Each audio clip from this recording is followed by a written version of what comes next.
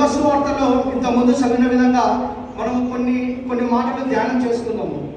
యేసుక్రీస్తు యొక్క శిలువ, ఆ యొక్క త్యాగము, ఆ యొక్క యాగము ఒక యజ్ఞం లాంటిది. ఆ శిలువ మరణము, యేసు ప్రభుల వారి యొక్క మరణము, యేసుక్రీస్తు శిలువ మనకందరికీ విడుదల చేసింది.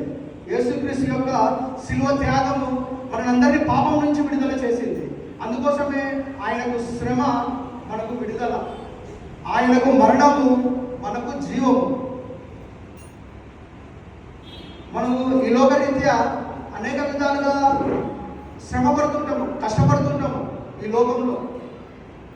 ఇప్పుడు కష్టపడితే రేపు సుఖపడతాం కదా, ఈరోజు మనము ప్రయాసపడితే రేపు సంతోషకరమైన జీవితం జీవిస్తాం కదా అని మనం ఆలోచిస్తున్నాము.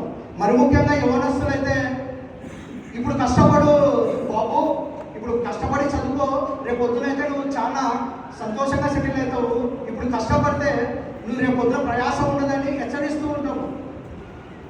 వీళ్ళు కష్టపడితే వీరికే లాభం వస్తుంది.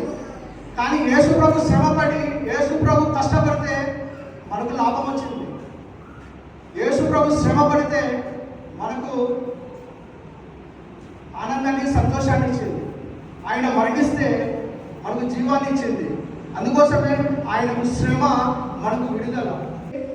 రక్షించు అని ఆయనను వేలనపరుస్తున్నట్టు ఉంది, ఆయనకే ఛాలెంజ్ చేస్తున్నట్టు ఉంది. ఆ మొదటి దొంగ ఏమాత్రము కనికరంతో అడగలేదు. ఆయన యేసు ప్రభుకే ఒక ఛాలెంజ్ చేస్తున్నట్టు, నువ్వు రక్షించుకొని నన్ను రక్షించని అడుగుతున్నాడు.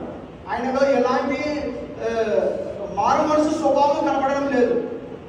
అందుకోసమే ఆయన నువ్వు రక్షించుకొని నన్ను కాపాడు అంటున్నాడు. యేసు ప్రభు అటువంటి వాటికి ఏమి రెస్పాన్స్ కాలేదు. మొదటి దొంగకు ఎలాంటి జవాబు ఇవ్వలేదు. ఈ యొక్క రెండో దొంగ అయితే ఉన్నాడు చూడండి. నాకు బైబిల్ మొత్తంలో ఈ యొక్క రెండో దొంగ మారు మనసు అంటే చాలా ఇష్టం. ఈ యొక్క రెండో దొంగ ఏమంటాడంటే, నువ్వు నిజంగా దేవుని కుమారుడివే, నీ రాజ్యం వచ్చినప్పుడు నన్ను గుర్తు చేసుకో ప్రభు అని ఒకటే మాట అంటాడు. ఈ దొంగ లాంటి మారు మనసు ఉండాలి. ఈ దొంగ లాంటి ఇమ్మీడియట్గా రక్షణను చూసి ఇమ్మీడియట్గా మారు మనసు పొందుకుని ఆ రక్షణను అంగీకరించే స్వభావం ఉండాలి. ఈనాటి కాలంలో మేము కూడా అటు ఇటు వెళ్ళినా స్వార్థ ప్రకటించడానికి వెళ్తుంటాము. వితిన్ 1 మూమెంట్లో ఏం చెప్పగలము? వితిన్ 2 మినిట్స్లో యేసుక్రీస్తు ద్వారానే నీకు రక్షణ వచ్చింది, యేసుక్రీస్తే నీ పాపాలకు రక్షకుడు, యేసుక్రీస్తే నీ పాపాలకు విమోచకుడు, యేసుక్రీస్తే నీ పాపాలన్నీ కడిగి నీ మరణం నుంచి రక్షించి నీకు జీవం ఇచ్చినాడని ట్రై చేస్తుంటాం చెప్పడానికి. కొంతమంది అర్థం చేసుకుంటారు, కానీ కొంతమంది తనకి చెప్పిన కానీ వెళ్ళిపోతుంటారు.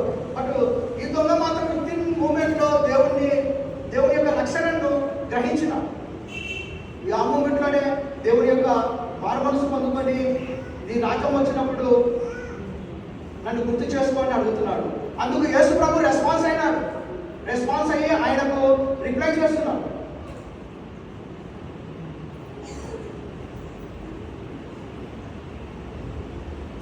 ఆయనకు రిప్లై చేస్తూ లూకా సువార్త 23వ అధ్యాయము 43వ వచనం. అందుకు ఆయన వాడితో నేడు నీవు నాతో కూడా పరదేశంలో ఉందని నిశ్చయంగా నీతో చెప్పుచున్నాను. చాలా, నువ్వు నేడు నాతో పరదేశంలో ఉంటావని నిశ్చయంగా చెప్తున్నాడు.